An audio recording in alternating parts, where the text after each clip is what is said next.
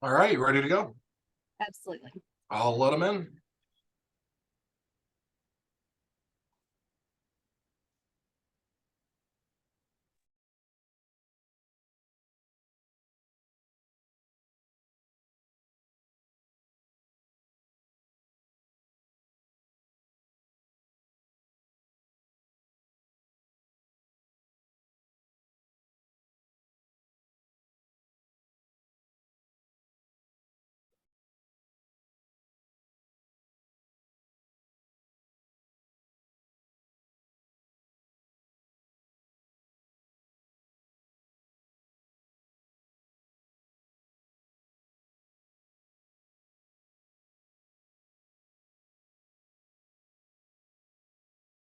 All right, let's go ahead and get started. My name is Jay Spring. I am a co-chair of the Dallas Association of Young Lawyers CLE Committee. Thank you all so much for being with us here today. And we are so grateful to have this presentation for all of you. To start off with a special thanks for one of our committee members, Josh Fuller, for organizing this event. He wasn't able to be here, so I'm sort of filling in for him, but we're very grateful to Josh for making this happen. To kind of introduce our speaker today, we have Miss Lynn Nash. Miss Nash is an attorney mediator who's practicing through her own firm, the Nash Law Group, as well as Burden Mediation. And her goal is to help make people's lives better. She's a very proud Aggie with a BA in speech communications, an MA in conflict resolution and restoration from Abilene Christian University, and a JD from Texas A&M's University School of Law. Before law school, she worked in public relations, advertising, marketing, and mediation work. While she was in law school, she was highly successful in multiple ABA, ADR competitions and in fact won the National ABA Representation and Mediation Competition. In her legal career, she's practiced law in areas including family law, estate planning, commercial litigation, real estate, trade secrets, employment law, and trade export compliance. She currently serves as the vice chair of the Morris Howell Professionalism Committee of the DBA. She's a member of the Mac Taylor Inn of Court, a member of the Alumni Advisory Board for the Texas A&M University Communications Department, and serves as president of the A&M University School of Law Alumni Board.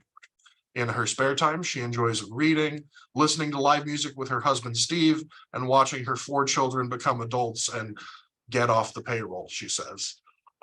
Lynn, thank you so much for being here. We are so grateful for the time that you're going to spend sharing with our membership and helping our membership learn and develop as attorneys. If anybody has any questions for Lynn throughout the process here, please feel free to submit that through the question and answer feature on Zoom. If you don't know how to do that, there should be a button at the bottom of your screen that says Q&A. That'll let you submit the questions, and our panelist has said that she welcomes questions. She's excited to have the chance to engage with you all. So without any further ado, Lynn, I will turn it over to you. Thank you so much for being with us today. Well, thank you, Jay. Hello, DAYL. Thanks for having me. I really appreciate that. I just want all of you to know, most importantly, that it's taken 13 years, but I am finally doing exactly what I want to do. If that gives you any encouragement, not the 13-year part, but that you can do exactly what you want to do if you stick with it long enough. Being a full-time mediator makes me really happy, and I do feel like I'm in service to the people that I work with. So with that, I do want to reiterate, we have the Q&A button today, and I'm really happy to take any questions along the way, although sometimes it feels funny. You might be asking the question someone else is thinking as well, and it could help the program. So don't feel like you can't ask a question. All right. So how do we help difficult clients in mediation? How do we help difficult people in general? That's kind of where we're going with this, but we want to make sure you get your CLE credit. So we're going to put this into a mediation context. First and foremost, we have to remember that every client has the potential to be a difficult client when you go into mediation. Frankly, every client has the potential to be a difficult client no matter what. But remember you have that amazing client who has those notebooks of bills and has every file alphabetized, and anything you ask for, you get immediately. Those people are amazing clients and everybody loves them. And then it's mediation day and it's like Jekyll and Hyde. Someone else walked through the door and you're like, holy smokes, what am I supposed to do to help them? Because I don't even know who this is anymore. Hopefully some of you are chuckling because I have watched plenty of attorneys kind of look at me like, this isn't what I thought was going to happen. Don't be surprised. I guess that's what I want to leave you with. Don't be surprised. Even that really lovely, lovely, lovely client that is the nicest person you've ever met may not be the nicest person through the mediation process. The mediators, we understand that, but lawyers sometimes kind of forget that that may happen. Also, you have a really difficult client, and guess what? I know it's shocking, but they show up and they're difficult in mediation. I know. So why is all of that? Well, let's focus on the first thing.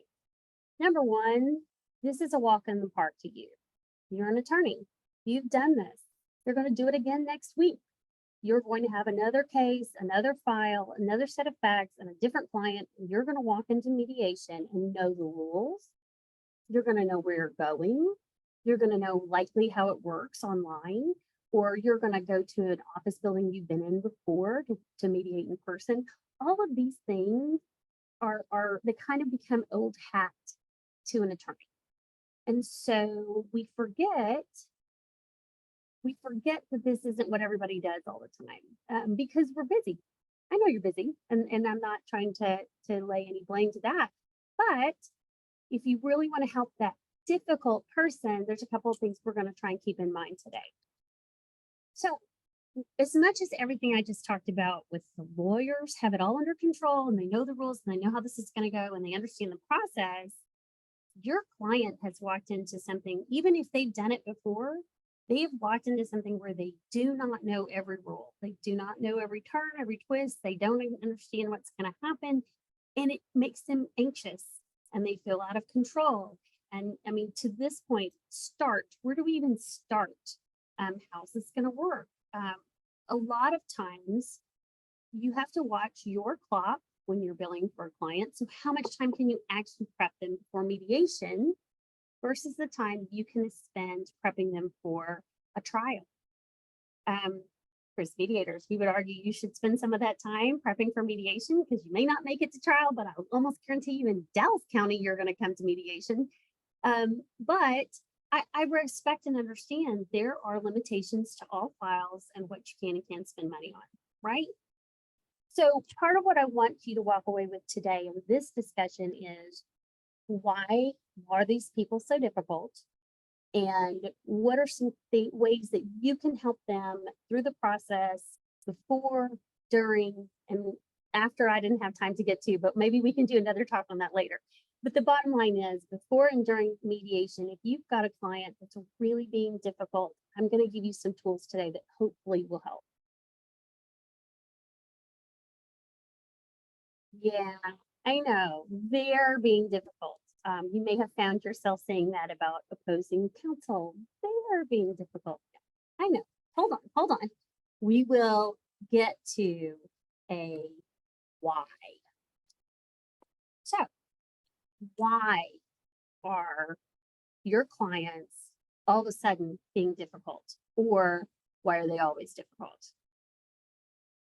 In our regular lives, in our everyday lives, in your life and mine, we are rarely stumped for an answer. We go and do things all the time without thinking about them because we've already thought about it. We've already created our feelings about it, and we've already done some behavior that's going to reinforce that. And part of what I want you to think about when you're talking about being in a loop, getting trapped in a loop, is that you have some innate intuitive feelings that you're going to apply to things, whether you even know it's happening, right? We've all been there. You meet someone and you immediately like them, or you meet someone and there's something about them that you think, I don't know if I want to really get to know you any better. Those are where these processes show up and we're not even conscious of it. sometimes we can't say why. Sometimes we don't even have answers to the questions. There's a wonderful book called Thinking Fast and Slow. I'm going to give you a book list at the end. Daniel Kahneman explains that the system one thinking, right? It's we respond automatically and we use very little effort to make that decision. And this system, the system one, I know how to do this, I'm on autopilot, neglects when ambiguity should be there and it suppresses our doubt. So we get overconfident because we've built this pattern and now we're going to stand behind it. So further, psychologists discuss a thing called action tendencies. I am not a psychologist. I am a great researcher and an academic at heart, and I focus on communication, which is where my degrees lie.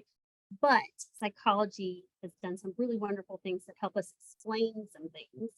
And action tendencies are where our coping mechanisms, the things that we have built in that we autopilot, they are knee-jerk reactions. So I'm going to do this because I know this is going to protect me, and I'm going to feed it by knowing, hey, I did this before and this made me feel this way, and I'm going to do this behavior again because it's going to make me feel this way, and those thought processes, and so we're going round and round and round. The action tendency is where you see a lot of times, I think, that first offer that comes in. The first offer, which lawyers generally know is not the best offer or the last offer. And your client goes, all of a sudden you're like, whoa, okay, I didn't see that coming. That's probably because they are trapped in this loop and they are hearing the same story over and over again in their head, and they don't have a great way to do anything but explode at that point. Another thing at this point I want to point out, your client is likely surrounded by a support network who is regularly helping reinforce this loop. You were right, they were wrong. This is not okay. You have to fight this. It's worth you've got this outside influence that you may not be aware of, or you may not have even heard your client talk about, but I will almost promise you there is somebody helping them feed the narrative, right? That they're walking through this entire litigation piece, much less the mediation piece with. So we want to feed the positive thoughts, feelings, and behaviors loop. But most of the times I find this is not like, a theoretical point other than my own opinion. You got a lot of support network that are not necessarily feeding the go find a way out of this, go talk to the mediator, go let the mediator help you, understand the process is there. No, that's probably not what they're hearing. So back to the loop. If this thought loop is fostered by feelings that bring up strong, angry, emotional behaviors all the way bubbling to the top, buckle up because it is really difficult to break this feedback, this loop that's feeding them and they're getting something out of it. Basically, people walk around with this coherent story that's all they know, and it completely makes them feel good and it makes sense to them. You might hear that story and go, I think you're wrong, and I think you're crazy, and I don't know where this is coming from, but it doesn't matter because it matters to them. So we're talking about why are people difficult? They get trapped in their own way. That's one of the first ways. Second, they feel so afraid. I typically say that the real F word in mediation is frustration, because everyone is frustrated, so that's easy. But maybe we should be talking about fear. Fear drives a lot of behavior. Fear of being a doormat and being walked on. The fear of asking a dumb question. The fear that they really don't understand the legal process, much less the mediation process, but they don't want to have to tell you, their lawyer, that they don't 100% get it. Right? They may be very afraid coming into mediation that they can't actually get what they want. They probably don't know exactly what they want, but they're afraid that somehow they're going to walk out as a loser. They're afraid of losing. The bottom line is your client thinks about their case nonstop. You've got a stack of how many cases you're dealing with, that you're going to deal with more the next week and the week after that. But this is their constant process, and they run with a lot of fear of what could happen. What are the possibilities out there? In employment cases, they could lose a career. They could not be able to go work in this career at another business. In family law cases, they could lose their children. They could lose their house. And in civil suits, you know, there may not be enough insurance, or God forbid, there's no insurance to cover it. What is really available?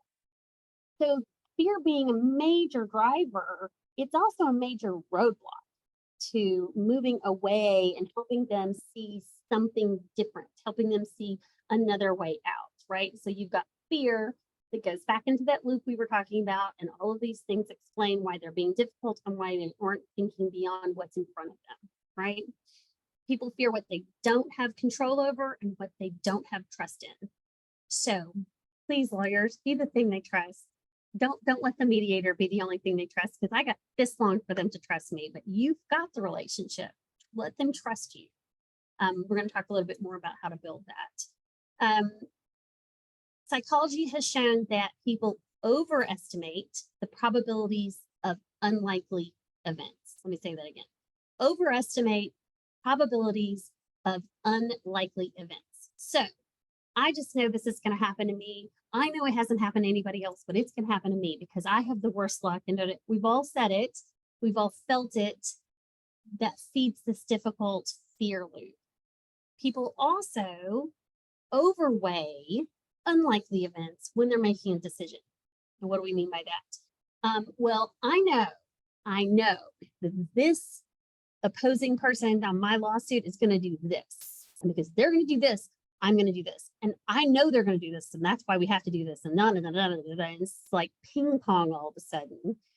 You don't know they're going to do that, but they are really weighting decision-making ability on what they believe is going to happen, right? So it's not about whether they should or do it or not. It's about explaining why they're difficult, right? Because they're afraid and they're overweighting.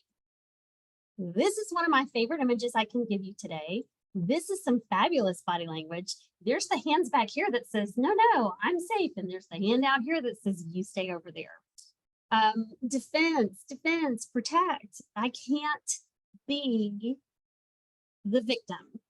I can't be victimized. This is fight or flight.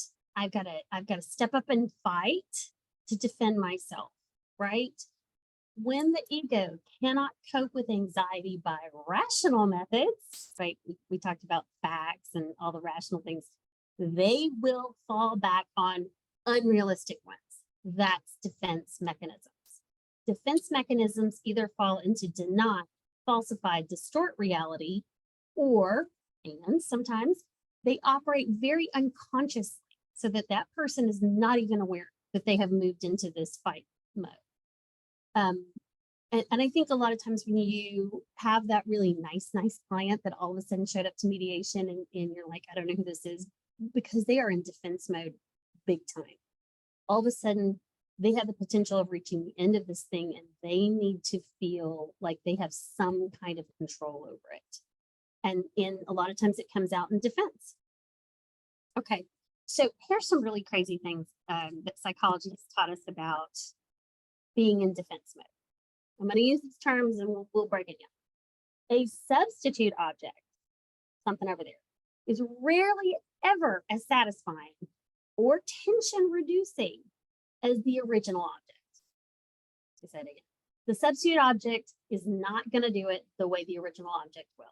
So what does that mean? It means that a person is just going to dig in and hold on to that original thought or idea or decision, whether it was good or bad, rather than talking to, listening to, opening up to, thinking beyond. It is a defense mechanism, and they're going to hold on. I have this phrase that I love to talk about. Anybody's ever worked with me, I call it white knuckle syndrome, because if you hold your hand tight enough, long enough, all your knuckles will turn white. And then this thing that's in your hand is not even available to be shared, to be worked through, to try and find an answer for you, for the problem at hand, for all of those sort of things. we get defensive, we make fists, we white knuckle, we hold on to things because psychology has shown we get more out of our original idea than being willing to take on the next. So you can see where mediation, we think about this a lot because we are probably going to come up with a new idea. It's rarely just the things you're already arguing about. Let's see if we can expand the pie. Let's think beyond the conflict at hand and to see what are the things driving it and what are the things we can switch. People's stress levels are at an all-time high when they're in litigation. I think attorneys tend to run a little stressed. That feel like that landed everybody that land. But also your clients are just maxed out stressed. And a lot of times I like to explain to people, you are a tea kettle that's on the stove and it's boiling. And here's the thing, if we don't have a way to let the steam out, then you're going to explode. So that defense mechanism a lot of times is that tea kettle that is still boiling and boiling and boiling and boiling, and they don't know how to let the steam out themselves. Justice. Oh, I love justice. We all want justice in this world, right?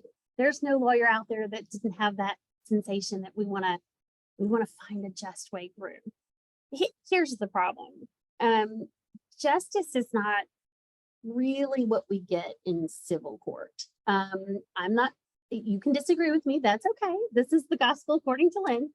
But justice is not what we do. We give money and we hope we give a justified victory to the person who wins at the end of the trial. And then there's this thing called the appeal. And then there's this, so the real sensation of justice either takes 5 years, 10 years, or is something people have to find for themselves. But animals, including humans, they fight harder to prevent a loss than to achieve a gain. Now think about that. I am going to fight harder with you to make sure I don't lose 1 inch of ground than to give up a little and gain a foot, right? So you've got people coming in and these are the things that are going through their head. That's why they're difficult. I like to think of it as, I have a seed in my hand, and if I could release this seed, I could actually plant a tree and maybe grow fruit. Of course, the pessimists are going, yeah, but the seed could just die. And then it's like, well, it wasn't doing any good in your hand either.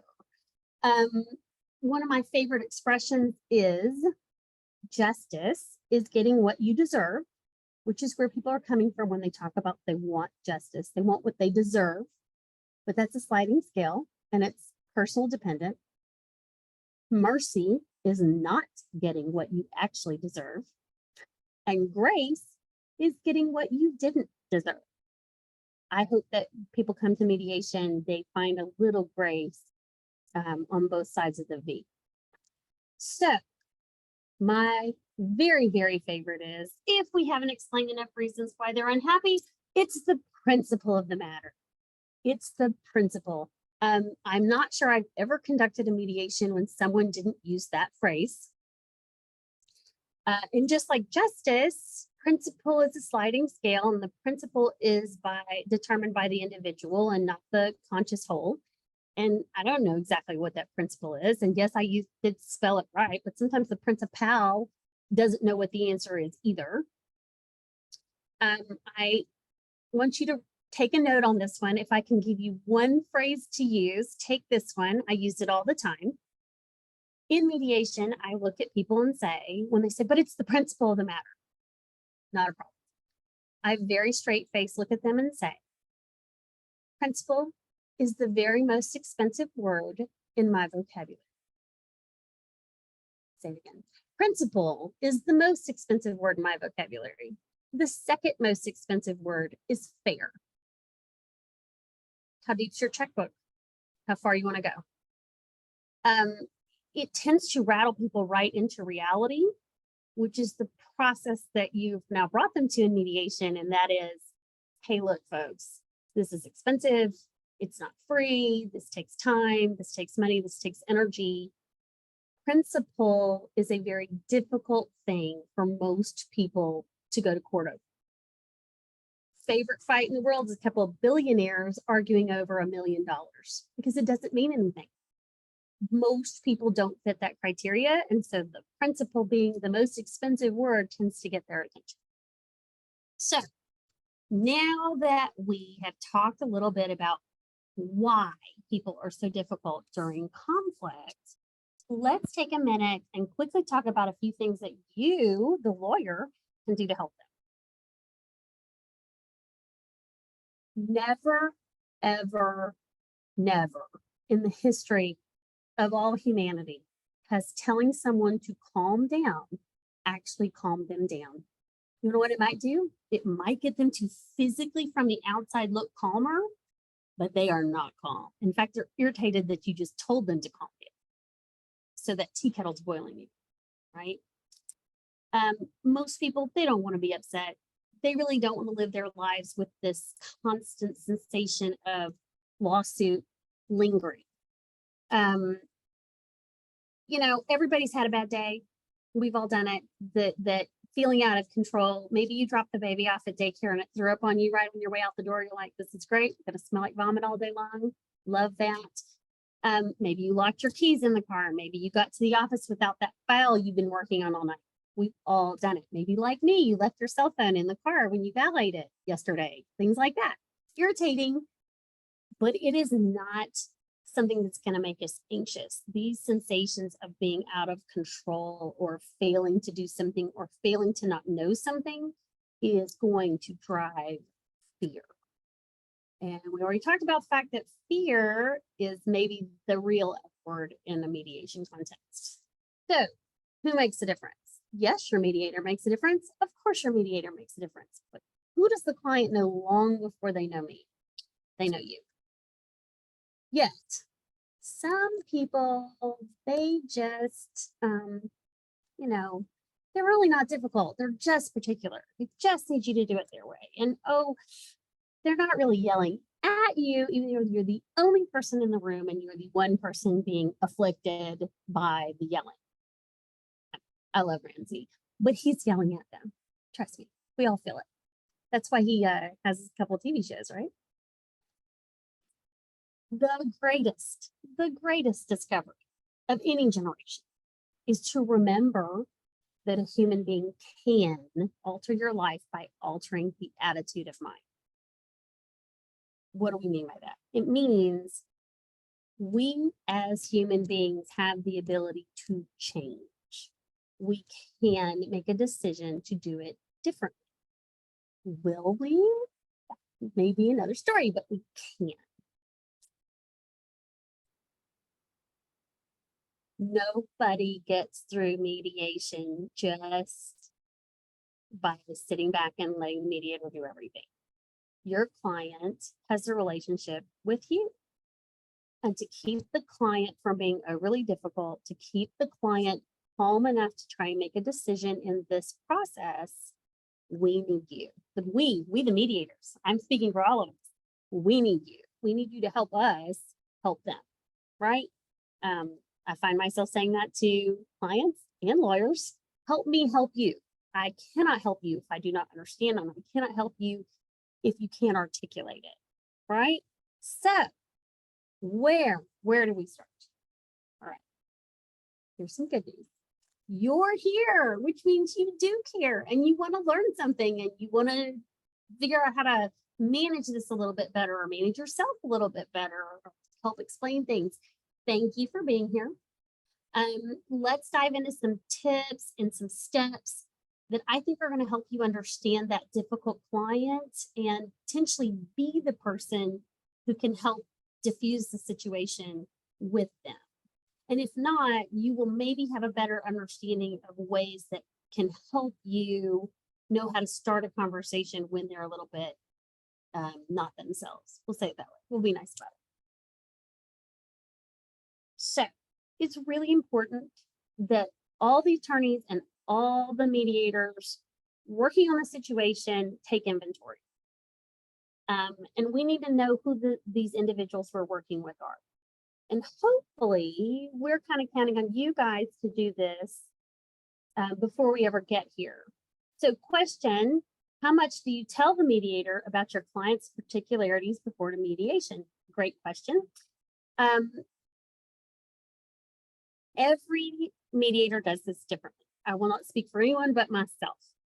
When I sign on and I'm the mediator for a case, I have a conversation in advance that the attorneys are well aware of through email that it's coming, and the confidentiality starts at that point. So under Texas law, mediators are held to very strict confidentiality. I have some killer stories that I really can't share with you because I can't. So how much do you tell about your client's particularities? As much as you're willing.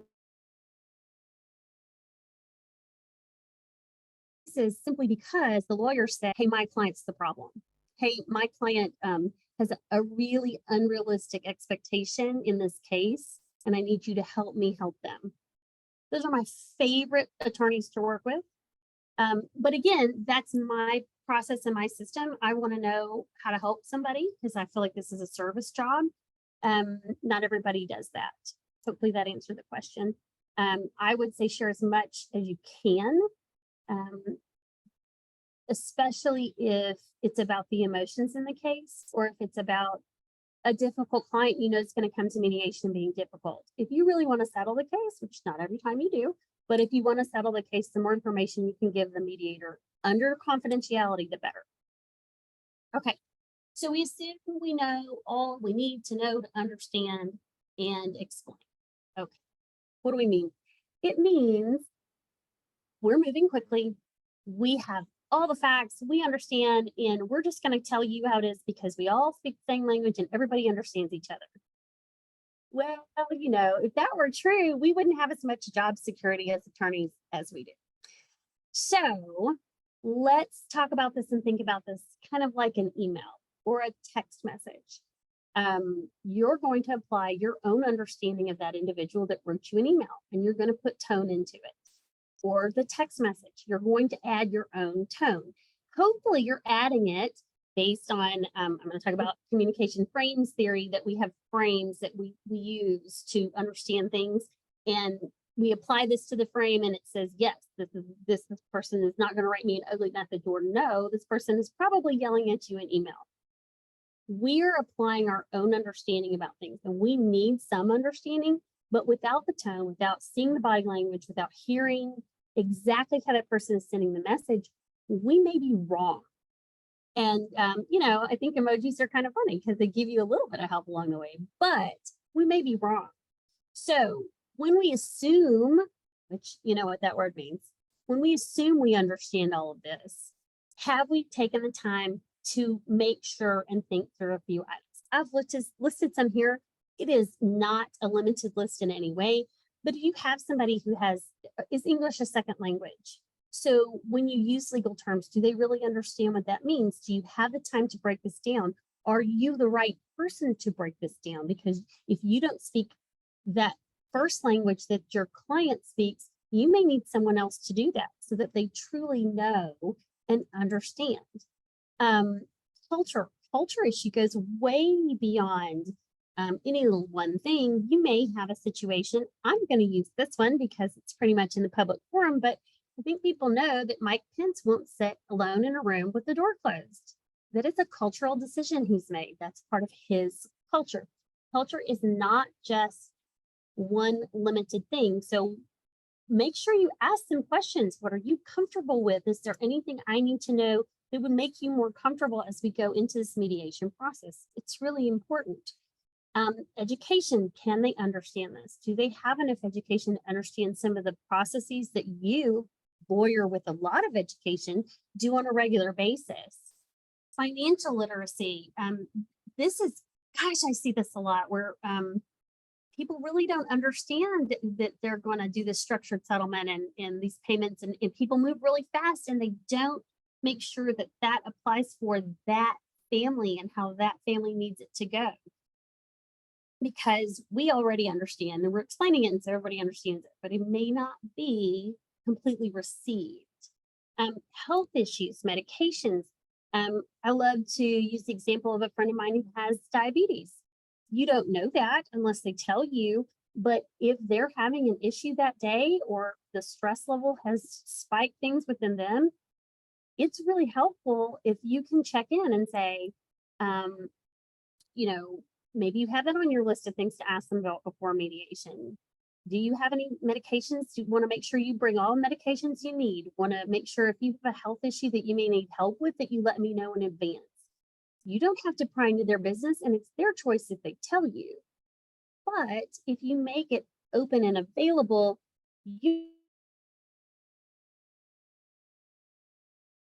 and that helps all of us. Tips for the attorney. Preparation. My mentor always beat into me, the master of the facts wins.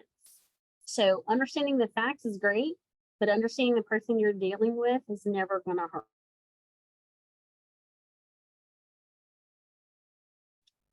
This is as simple as some people need to know, hey, what is the mediation setting? What does the mediator look like? And I know it sounds ridiculous at this point in 2023, but there are still people who have no concept of how to work a Zoom, who are really nervous to work the Zoom. So making sure that they have all they need to get from A to B to C might eliminate some of the anxiety they're going to walk in with, right? We talked about fear. Anything you can do to teach in advance so that they're not walking in with fear is going to help the process go better. I find that a lot of clients, especially plaintiff clients, not corporate clients, but individuals, they really don't understand the difference between mediation and litigation.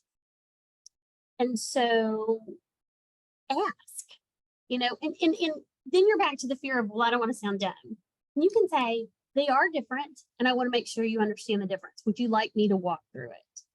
They can say no at that point, or, you know, most people are like, well, if you're going to offer, I'll take you up. Make it a point to explain that mediation is a way to end the case on their own terms with some control, and the court's going to be a yes or no answer. I am ever amazed that people will come to mediation and tell me, yeah, but the judge can do that. It's like,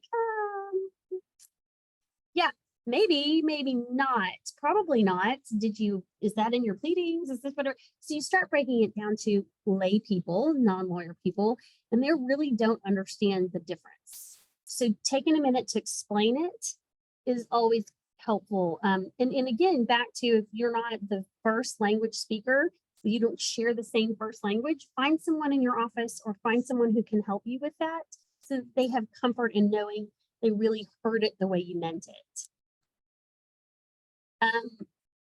Every client depends on the mediator, but what they really need you to be on the day of mediation is human, not a robot, not an aggressor, not he-man or she-man. We need you to be human. So being human means being present and sharing that experience with the client. I have watched plenty of lawyers sit on their computer and completely ignore their client.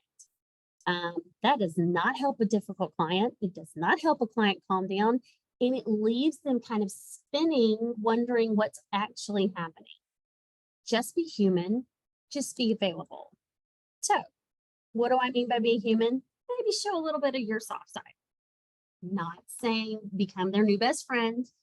And saying really emotional, difficult people, when you show a little bit of your own vulnerability, you may help them relax.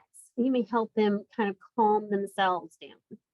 It's a case-by-case assessment. I won't tell you this will work with every single person you work with, but if someone is really sad or they're having really big emotional swings, being able to connect to them and relate to them human to human will help disarm them a little bit, or will at least give them some comfort. It can be as simple as just asking, what do you do in your spare time? You know, what are some things that make you happy? What keeps you busy beyond work? Finding a way to connect to them in those rooms, in the Zoom room or in a real room, in person, it makes a big difference, I promise you, to that client who feels so out of control. The mediator is going to come in and try and connect. They are going to look for a way to do that. But like I said before, you have this existing relationship. Maybe you already know that they're a big Texas Rangers fan. Maybe you already know that they have a daughter that plays soccer. You may have some way to connect to them. Look for that as the attorney, not just the mediator. Utilize the right questions. Gosh, don't we all want to know exactly what the right question is? I mean, I still do. I'm still working on it. I know you ask questions about their case. You want the documents. You want to understand what happened. You're looking for a legal understanding so that you can apply the law to their facts to give them the best litigation case you can find. That is your job, no question. However, have you asked, what is the outcome to this individual or to this company or this individual within this company? What are the plans? What are you going to do if A happens or B happens or C happens? How do you feel about settling the case versus moving forward with litigation? You know, these are the things that mediators talk about. We ask, how's that going to work? How does that work for you? We ask, you know, what are some options that might be out there that we haven't discussed? Anything you've discussed with them in advance helps that happen, right? Help us help you. We're back to it. We're just one of your tools. So let us be the sharper tool, right? We can only do this with your help. These are the kinds of questions that I believe make all the difference. And of key importance here is that you, the attorney, are connecting with the client, which is in turn going to help them make good decisions. Their only frame of reference in this is you. So it should help them have a better frame of mind. It should help them make good decisions, and it should help their intentions go farther, which is always our goal, I think, in mediation. So assist with self-persuasion, right? Self-persuasion is different from direct persuasion. Direct persuasion, the audience knows they're being persuaded by another, right? I've spent my children's entire lifetime going, so what are they trying to sell you in the advertisement? What's the real thing they're trying? That is direct persuasion.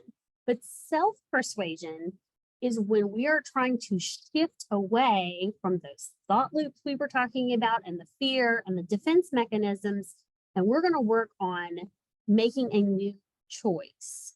Self-persuasion occurs when people are convinced that the motivation for change has come from within, right? Everybody loves their own ideas. They don't really want your idea. They don't want my idea. They don't want your idea. They want their own idea. But a big part of mediation is we help them find that. You, attorney, sitting with this client, you can help that as well. Talk through the possible outcomes. Talk about what potential outcomes in court would cost.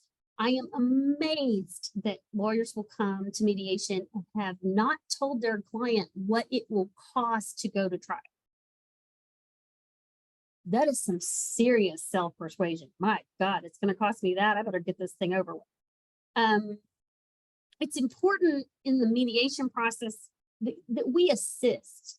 We're here to assist them make a decision, and we want them to make it based on facts. We don't want them to have that knee-jerk reaction. We don't want them to stay in emotional thought loops. So you, attorney, get to be that first way. You get to be the person who says, here's the long-range plan. Here's what may or may not happen.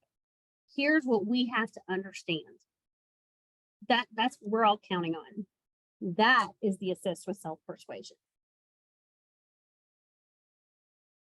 Let me see if I can get my click to work. Sorry. There we go. So, steps. Step one, hey, go back to that humanity. What's the real objective here? What does this client really want?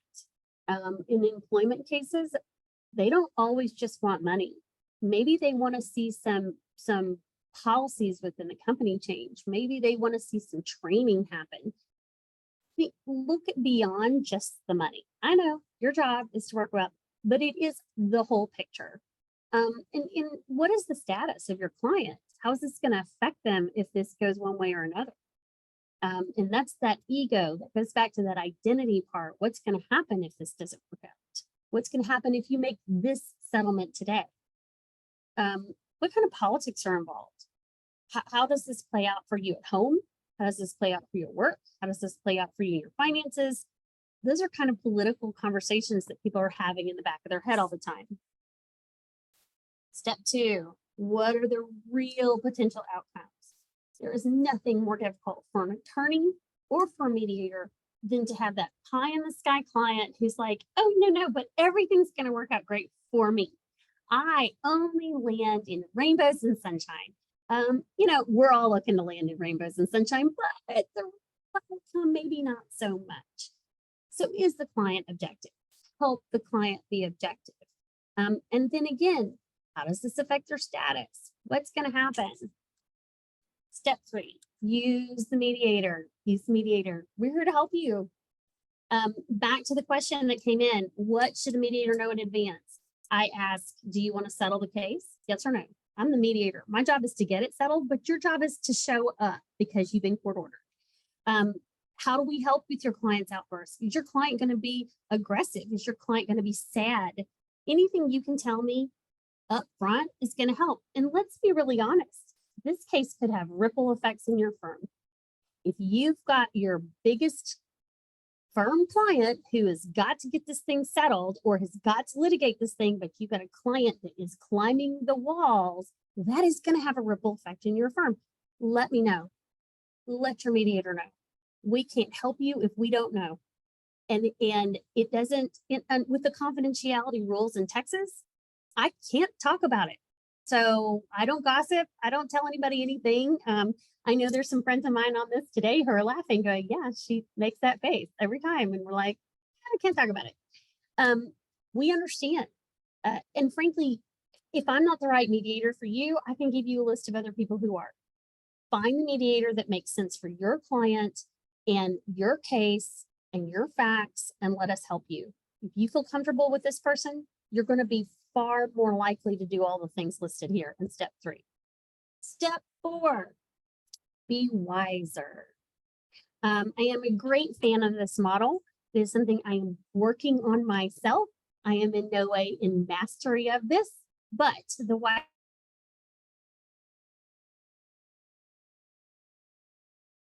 model was developed by Waldinger and Schultz of the Harvard. Been doing it for 80 years. They've been following the same subjects for 80 years.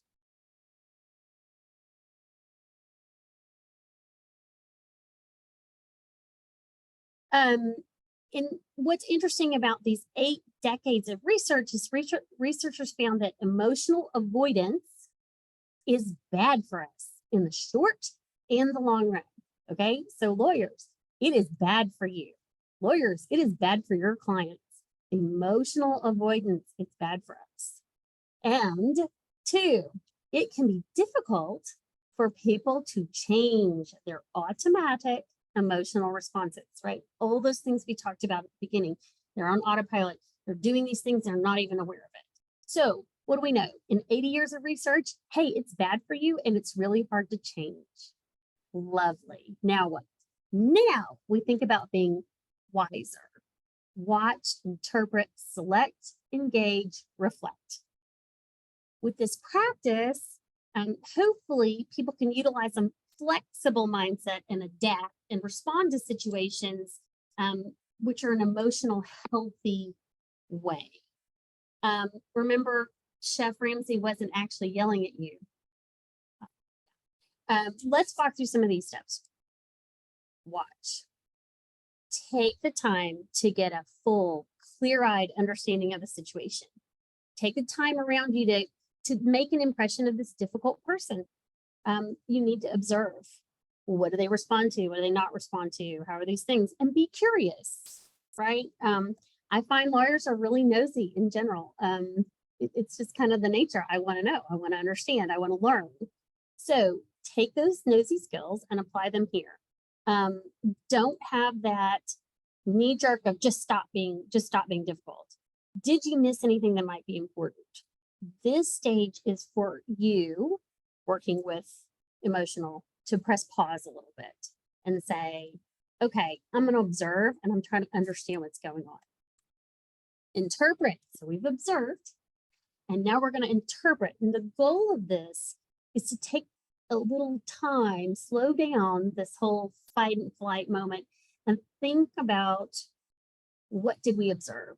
What does it mean? Are they small problems? Are they big problems?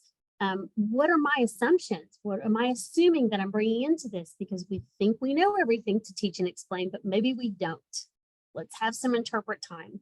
We work from that known framework, right? Talked about the frame theory. We are working within what we understand, but we have to grow our frames, and we have to add frames so that we can help interpret correctly. We got to meet them where they are, because we're probably not going to drag them to us. So remember, ambiguity and a lack of clarity can cause you to jump to conclusions really, really quickly. Select, wiser, select. We've reached the fork in the road.